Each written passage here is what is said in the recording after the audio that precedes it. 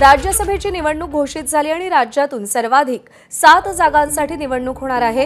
राज्यसभेसाठी 16 मार्चला मतदान होणार आहे। संध्याकाळी 5 वाजून मतमोजणी सुरू होणार आहे। शरद पवार, रामदास आठवले, फौजिया खान निवृत्त होत आहेत आणि त्या पार्श्वभूमीवर आता या निवडणुकीला अत्यंत महत्त्व प्राप्त झालेलं आहे। राज्यसभा निवडणूक घोषित झाली आणि सर्वाधिक 7 जागांसाठी राज्यातून निवडणूक होतीये। राज्यसभेसाठी 16 मार्चला मतदान होणार। संध्याकाळी 5 पासून मतमोजणी सुरू होणार आहे। शरद पवार, रामदास आठवले, फौजिया खान हे निवृत्त होत आहेत। त्यासोबतच रजनी पाटील, प्रियंका चतुर्वेदी, धैर्यशील पाटील, भागवत कराड हे देखील निवृत्त होत आहेत।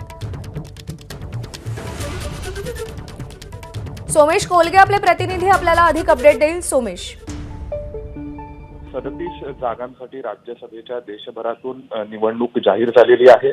यापैकी सर्वाधिक 7 राज्यसभाच्या जागा या महाराष्ट्रातून आहेत।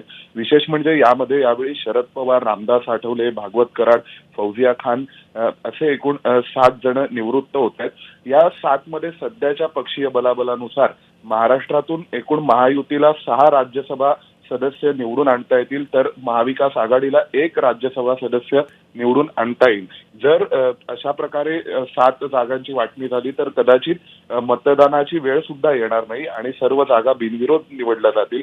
परंतु जर महायुतीने ठरवलं की 7च्या 7 जागा या महायुतीच्याच निवडून आणायच्या आहेत, तर कदाचित जसं गेल्या वेळी मतदान झालं होतं त्या पद्धतीने राज्यसभेसाठी मतदान होईल आणि आकड्यांच्या खेळामध्ये जे जिंकू शकतील त्यांचा उमेदवार हा राज्यसभेवर येऊ शकेल।